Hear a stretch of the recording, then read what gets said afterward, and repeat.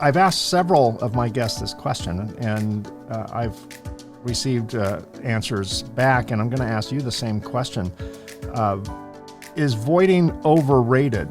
One of my mentors told me that we as engineers should all have paid attention in sociology class, because engineering is easy, people are hard.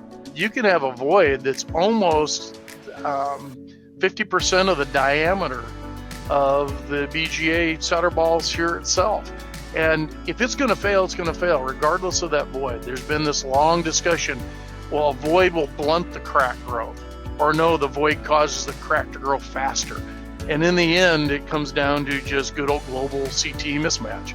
If I can take a perfectly solid, no void BGA solder joint and fail it because it's in the wrong place, in the wrong design, in the wrong stress. So we went through the data, again, Collins, Lockheed, HP, 10 or 15 companies got together, reviewed the data we had produced. We did a couple other tests, and in the end, 30% went in. It's 30% of the X-ray image area.